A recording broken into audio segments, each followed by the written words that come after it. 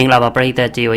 ဒီကနေ့မှာတော့2020ခုနှစ်ကထွက်ရှိထားခဲ့တဲ့ယာကာရီဆိုတဲ့ကာတွန်းဆက်ကားတကားကိုတင်ဆက်ပေးသွားလိုပါတယ်။ဆက်ကားကတော့လာပါတဲ့ကောင်းကင်ကြီးအောက်ကတောနဲ့တစ်ခုအထဲမှာစတင်ပါတယ်။တောထဲမှာခွေးလေးတစ်ကောင်ပြေးနေတာကိုတွေ့နေရပြီးယာကာရီဆိုတဲ့ကောင်းငယ်လေးတစ်ယောက်ကလည်းသူ့စီကိုပြေးလာနေပါတယ်။ယာကာရီကစူးလူမျိုးဝင်တစ်ယောက်ဖြစ်ပါတယ်။သူဟာသူ့ရဲ့ခွေးကလေးနဲ့ကစားနေစေပါပဲချစ်ဖို့ကောင်းတဲ့မြင်းလေးတစ်ယောက်ကအပေါ်ကနေခုန်ပြက်ကူးသွားတာကိုသူတွေ့လိုက်ရပါတယ်။မြင်းလေးရဲ့နာမည်ကတော့မိုးကျိုးလေးဖြစ်ပြီးသူ့အပေါ်ဘယ်သူမှလိုက်မစည်းဖူးဖူးဆိုပြီးတော့အလွန်နာမည်ကြီးပါတယ်။မိုးကျိုးလေးဟာယာကာရီရဲ့စိတ်ကိုဆွဲဆောင်နေပြီးတော့ယာကာရီကလည်းလာလိုက်တာလို့တွေးနေခဲ့ပါတယ်။တစ်ဖက်မှာဆိုတော့စူးလူမျိုးစုရေကနွားတွေအနာရှိကက်နေတာတွေ့နေရပြီးနွားတွေရဲ့လှုပ်ရှားမှုတွေကိုသူတို့တေချာအာရုံစိုက်ကြည့်နေကြပါတယ်။ဒီလူမျိုးနွယ်စုကနွားတွေရဲ့လှုပ်ရှားပုံဟာရာသီဥတုပြောင်းလဲတဲ့အတိုင်းပြောင်းလဲတယ်လို့ယုံကြည်ထားကြပါတယ်။အခုတော့နွားတွေ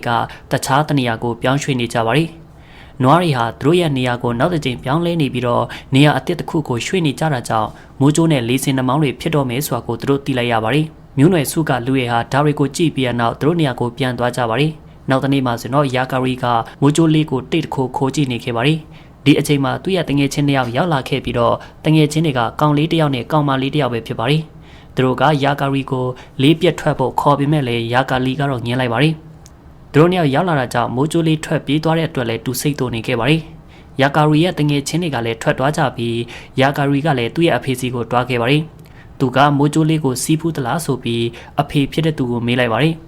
သူ့ရဲ့အဖေကပြုံးပြီးတော့အဲ့ဒီမြင်းကိုဘယ်သူမှမစီးဘူးသေးပါဘူးဒီမျိုးနွယ်စုကအတန်မဆုံးသားတော်မှသူ့ကိုမစီးနိုင်ဘူးလို့ဖြေပါတယ်အဲ့ဒီနောက်ယာကာရီရဲ့အဖေကသူ့အမေစီကိုတွားဖို့သူ့ကိုပြောပါတယ်သူရွာကိုပြန်လာခဲ့ပြီးလူတိုင်းဟာသူတို့အလုပ်နဲ့သူတို့ရှုပ်နေကြတာကိုမြင်နေရပါတယ်သူ့ရဲ့အမေကလည်းအလုပ်များနေခဲ့ပါတယ်ယာကာရီကအမေကိုကူးပေးပြီးတော့သူ့ရဲ့အမေကအမိုးကျိုးနဲ့လေးစင်နှမောင်းတွေကြားရောက်လာတော့မယ်ဒီလိုဝင်မဖြစ်ခင်ဘေးကင်းတဲ့တနေရာကိုပြောင်းရွှေ့ရမယ်လို့ပြောပါတယ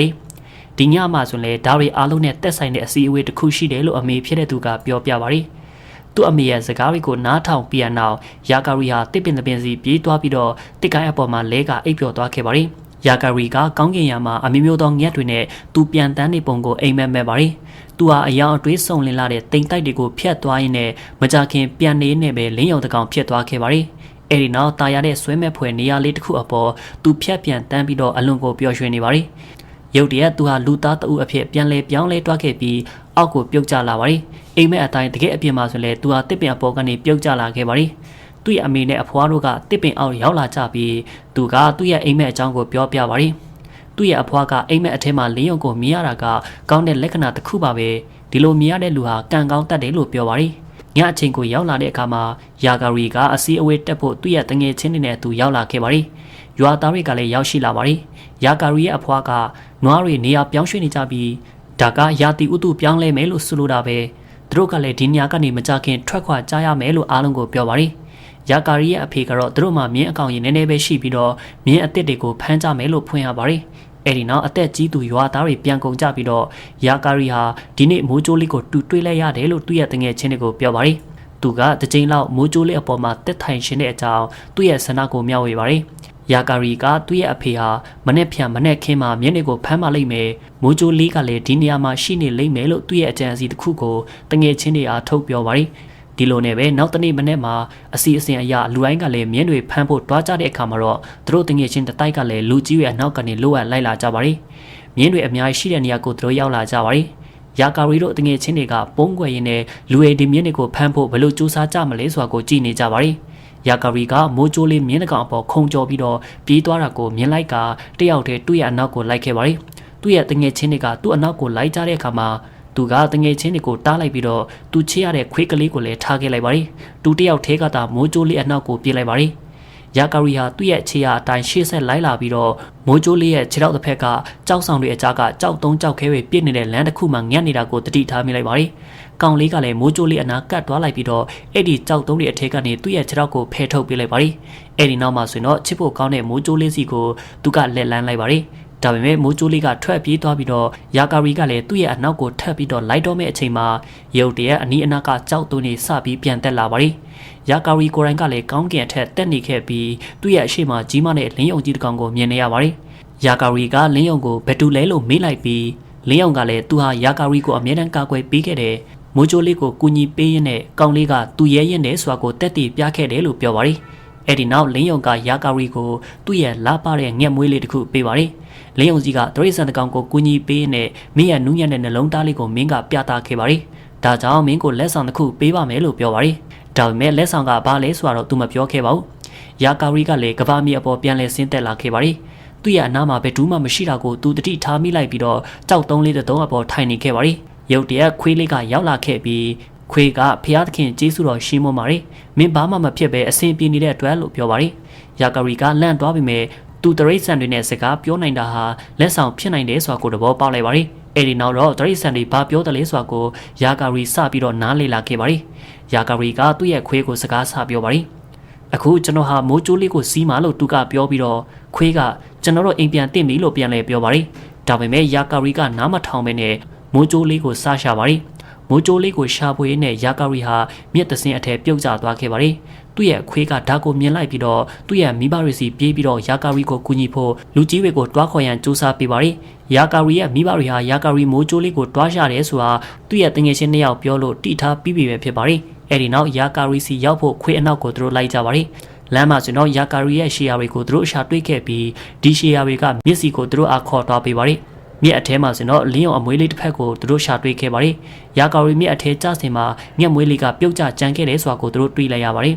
်ယာကာရီကတော့တတိမိနေပြီးတော့ယေစီကသူ့ကိုဘီဘာရီရဲ့တားရဲတွင်းစီခေါ်ဆောင်သွားခဲ့ပါတယ်သူတတိပြန်ရလာတဲ့အခါမှာတော့သူ့ရွာနဲ့အတော်ဝေးရောက်နေတဲ့ဆိုတာကိုမြင်လိုက်ရပါတယ်ဘီဘာလေးတစ်ကောင်ဟာယာကာရီရဲ့တငယ်ချင်းဖြစ်လာခဲ့ပါတယ်ယာကာရီကသူ့ရွာကိုပြန်ရောက်ဖို့အချိန်ယူရမှာပဲဖြစ်ပါတယ်သူသွားတင်ပြီလို့ဘီဘာလေးကိုပြောပါတယ်အဲ့ဒီဘီဘာလေးကသူ့ရဲ့ပခုံးအပေါ်ထိုင်လိုက်ရင်းနဲ့သူနဲ့အတူလမ်းတဝက်အထိလိုက်လာခဲ့ပါတယ်သူကလည်းသူ့ရဲ့တားရဲသွင်းနဲ့ဝေးလာပြီးလို့ခံစားမိတဲ့အခါမှာတော့ယာကာရီကိုနောက်ဆုံးနှုတ်ဆက်ပြီးတော့ပြန်လာခဲ့ပါတယ်ယာကာရီတယောက်တည်းပြန်လာရင်းနဲ့လမ်းမှာမိုးကြိုးလေးကိုတွေ့ခဲ့ပါတယ်မိုးကြိုးလေးကသူ့ကိုကူညီပေးခဲ့တဲ့အတွက်ကျေးဇူးတင်ကြောင်းပြောပါတယ်သူတို့ကရှေ့ဆက်လာကြပြီးမုတ်ဆိုးတချို့နဲ့ထိတ်တိုက်တွေ့ခဲ့ရပါတယ်မုတ်ဆိုးတွေကအဲ့ဒီမြင်းတွေကိုဖမ်းပြီးတော့ကျိုးနဲ့ရှိထားပါတယ်ယာကာရီကလည်းဒီမြင်းတွေလွတ်မြောက်အောင်လုပ်ပြီးဖို့မင်းကိုကူညီမယ်လို့ပြောပါတယ်ယာကာရီကမိုးကြိုးလေးနဲ့အစီအစဉ်တစ်ခုချမှတ်ပါတယ်သူကမုတ်ဆိုးတွေရဲ့အာယုံကိုမင်းစီရောက်အောင်မင်းကအာယုံပြောင်းပေးရမယ်အဲ့ဒီအချိန်မှာကျွန်တော်ကတခြားမြင်းတွေအားလုံးကိုလွတ်ပေးလိုက်မယ်ဆိုပြီးမိုးကြိုးကပြောပါတယ်မိုးကြိုးလေးကလည်းယာကာရီပြောတဲ့အတိုင်းလိုက်လုပ်လိုက်ပြီးမုတ်ဆိုးတွေရဲ့အာယုံကိုဖန်ဆားလိုက်ပါတယ်ယာကာရီကလည်းတခြားမြင်းတွေအားလုံးကိုလွတ်ပေးလိုက်ပါတယ်အဲ့ဒီနောက်မိုးကြိုးလေးကယာကာရီကိုသူ့အပေါ်ထိုင်လိုက်စီပြီးတော့သူတို့ကထွက်ခွာလာကြပါတယ်ဒါပေမဲ့မုတ်ဆိုးတယောက်ကတော့သူတို့အနောက်ကိုဆက်လိုက်လာခဲ့ပါတယ်တစ်ဖက်မှာဆိုတော့ယာကာရီရဲ့အမေကညအမွေးလေးကိုမြင်ပြီးတော့သူ့ရဲ့အိမ်မက်ထဲမှာလင်းယုံတကောင်ကိုမြင်ခဲ့ဖူးတယ်ဆိုတာအမှတ်ရတွားခဲ့ပါတယ်ဒါကြောင့်ဒီညအမွေးလေးဟာယာကာရီဟာလေးဆိုတာကိုသူမနားလေတွားခဲ့ပါတယ်ယာကာရီနဲ့မိုးကြိုးလေးကအိမ်ကိုပြန်ဖို့တခုတည်းတော့လမ်းဖြစ်တဲ့ကြောက်တောင်တွေအပေါ်ကိုဖြတ်ကူးကြပါရီဒါကအန်ဒီရဲ့များတဲ့လမ်းကြောင်းတစ်ခုဖြစ်တာကြောင့်ဒီလမ်းကနေဖြတ်သွားရင်းနဲ့သူတို့ကအခက်အခဲများစွာကိုရင်ဆိုင်ခဲ့ရပါရီရှေ့ဆက်လာရင်းနဲ့ယာကာရီကလည်းခင်ဖို့ကောင်းတဲ့ဝက်ဝက်လေးတစ်ကောင်နဲ့တွေ့ခဲ့ပါရီယာကာရီကသူ့ကိုချစ်ဖို့ကောင်းအောင်စကားပြောခဲ့ပါရီမိုးကြိုးလေးကယာကာရီကိုတားပြီးတော့သူတို့ရဲ့လမ်းကြောင်းကိုရှေ့ဆက်သွားတင်တယ်လို့ပြောပါရီယာကာရီကလည်းသူပြောတာကိုနားထောင်ပြီးတော့ခီးဆက်ပါရီအဲ့ဒီနောက်ရင်သေးကသူတို့အနောက်ကိုလိုက်လာနေတာတွေ့နေရပါတယ်အချိန်ကညဝင်လာခဲ့ပြီးအလွန်လဲအေးလာခဲ့ပါတယ်ဒါကြောင့်သူတို့ကကူတလုံးကိုဝင်အောင်လိုက်ကြပါတယ်ကူအထဲကိုရောက်တဲ့အခါမှာတော့ရင်သေးလေးကလည်းရောက်လာပြီးတော့ကျွန်တော်မင်းအနောက်ကိုအကြာကြီးလိုက်နေခဲ့တာပါလို့ပြောပါတယ်သူကနင်းတွေကိုမြင်ချင်တာကြောင့်အထဲကိုလာခဲ့တာပဲဖြစ်ပါတယ်မနေ့လင်းတဲ့အခါမှာတော့အပြင်ဖက်နေရာတိုင်းမှာနင်းတွေဖုံးနေတာကိုယာကာရီမြင်လိုက်ရပါတယ်ဆိုလိုတာကတော့မနေ့ညကနင်းမုံတိုင်းတစ်ခုတိုက်သွားတာပဲဖြစ်ပါတယ်သူတို့ကလည်းတဖန်ခရီးရှေ့ဆက်ကြပြီးတော့နင်းတွေအကြားကနေတနီးနီးနဲ့ခက်ခဲကြော်ဖြတ်လာခဲ့ပါရီရုတ်တရက်သူတို့နောက်လိုက်နေတဲ့မုတ်ဆိုးကသူတို့ရဲ့အရှိကိုရောက်လာခဲ့ပါရီမုတ်ဆိုးဟာမိုးကြိုးလေးကိုဖမ်းဖို့ကြိုးစားပါရီယာကာရီကအရှိကဝင်ပြီးတော့သူ့ကိုတားရင်းနဲ့ရှေ့လျှော့သွားခဲ့ပါရီသူရေခဲနေတဲ့မြက်တစ်ခုအထဲကိုကျသွားခဲ့ပြီးတော့မုတ်ဆိုးကသူနဲ့အတူပြုတ်ကျလာခဲ့ပါရီယာကာရီကလည်းစပြီးထွက်ပြေးရကမုတ်ဆိုးကလည်းနောက်ကလိုက်ပါရီရေအထဲကနေတက်လာပြီးတဲ့အချိန်မှာတော့မုတ်ဆိုးကယာကာရီကိုဖမ်းမိနေခဲ့ပါပြီဒါပေမဲ့ဒီအချိန်မှာယာကာရီရဲ့အဖေရောက်လာပြီးတော့တားဖြစ်တဲ့သူကိုကယ်လိုက်ပါရီယာကာရီရဲ့အဖေဟာတားကိုပြန်တွေ့ရတဲ့အတွက်ပျော်သွားပါရီသူတို့မိသားစုရွာကိုပြန်ကြပြီးတော့မိုးကြိုးလေးကလည်းခက်လန်လန်တောင်လေးကနေသူတို့ကိုကြည့်နေခဲ့ပါရီ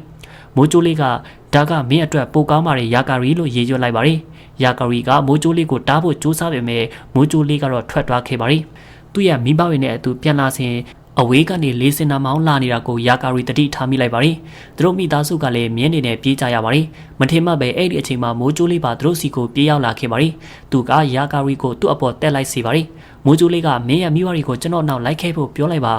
ကျွန်တော်ဖြစ်လန်းတစ်ခုကိုတိတယ်လို့ယာကာရီကိုပြောပါရီ အဲ့ဒီလမ်းဟာပိုတိုပြီးတော့ဘေးကင်းလုံခြုံတဲ့လမ်းကြောင်းပဲဖြစ်ပါတယ်မကြခင်သူတို့တွေကရွာကိုရောက်သွားကြပြီးရွာသားတွေအားလုံးကလည်းသူတို့ကိုစောင့်နေကြပါတယ်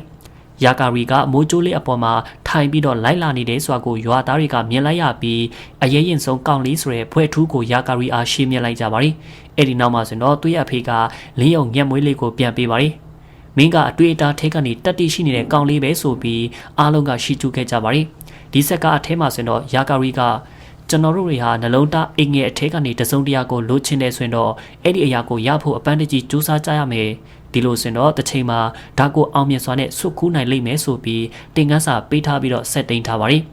ကြည့်ရှုပေးကြပရိသတ်များအားလုံးကျေးဇူးအထူးတင်ရှိပါခင်ဗျာ